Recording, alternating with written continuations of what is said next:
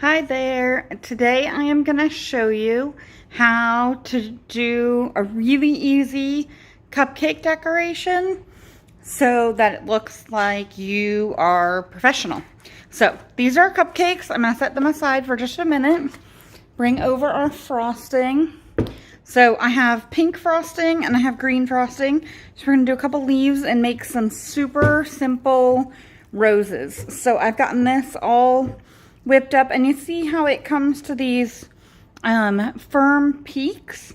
That's the kind of frosting you want to be able to make the roses and have them stay. So we're gonna I got frosting all over me here. We're gonna prep our bag. So I'm using these Wilton large bags, and I'm using the Wilton 1M, hopefully you can see that, 1M tip.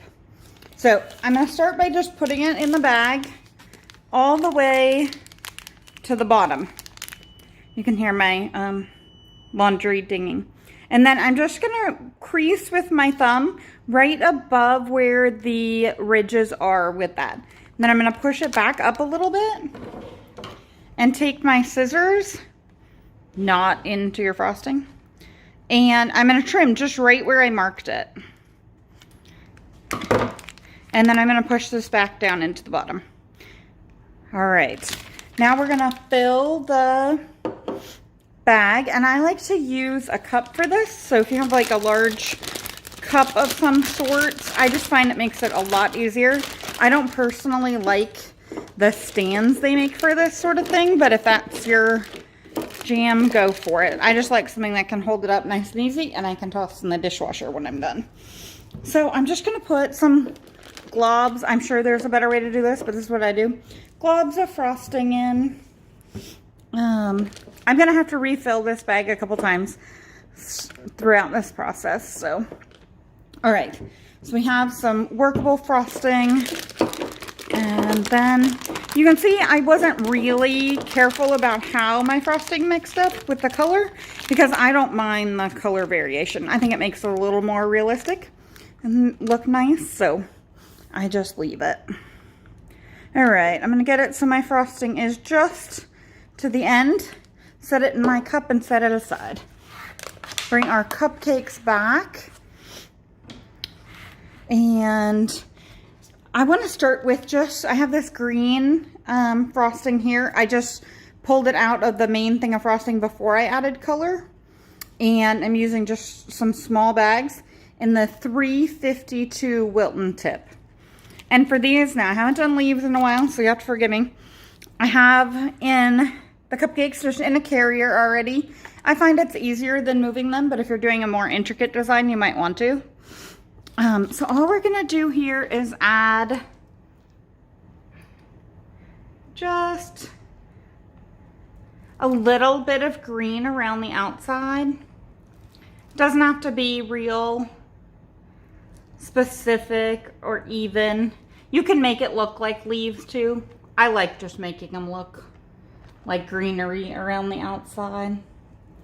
So if you want to do a real leaf, you'd want to, you know, do something like that, but that'll get covered up for the most part.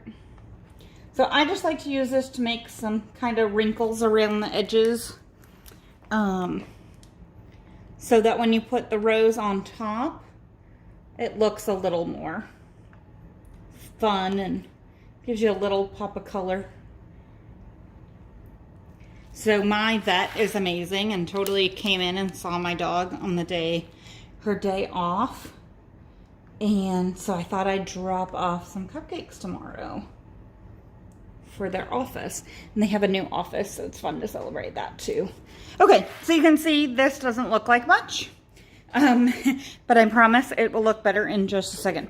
Now I'm going to take that colored frosting.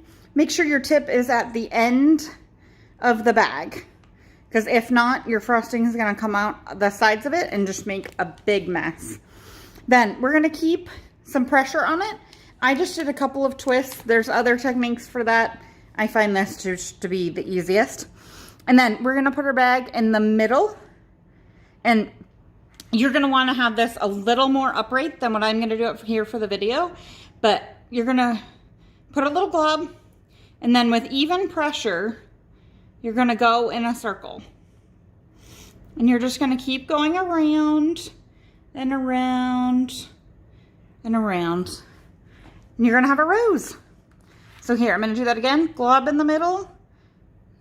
And you can see that mine are getting a little like they're broken edges. And that's because I'm going super slow compared to what I would normally do.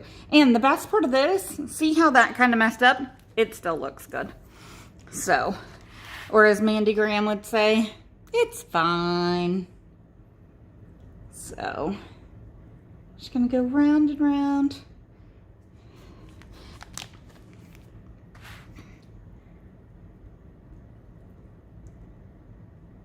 Ooh, that one turned out really nice.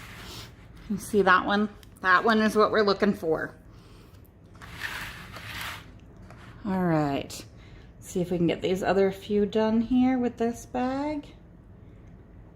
Like I said, they really look nice no matter if you get them perfect or not. You can always go back and fix them, but my best tip is if you really dislike one, just scrape it off. If you haven't done the green bottom part, then just scrape it off, put it in the bucket, and do it again. Don't have to live with a cupcake that you don't like. Especially if you're making them for some sort of event or anything like that. You want to kind of show them off and, ooh, doesn't that one look nice? Like I would probably scrape that one off and maybe that one. If I didn't already have the green on it. All right. See if we can get one more out of this bag and finish up this tin. I don't think so. I'm going to stick a little more in my bag just so we can see how pretty these look when they're all finished. Because they really do look awesome as a gift. Just as, you know, a surprise present. I do some volunteer work with Make-A-Wish. And they are actually getting the other half of this batch tomorrow. And the cupcakes themselves are dark chocolate buttermilk cupcakes. They're kind of my own take on a recipe from Hershey's. And they're super, super tasty. All right. Well, there is just a super fast and easy way to look like you bought a whole bunch of cupcakes at a bakery. All right. Have a great day. Let me know how you're being crafty today.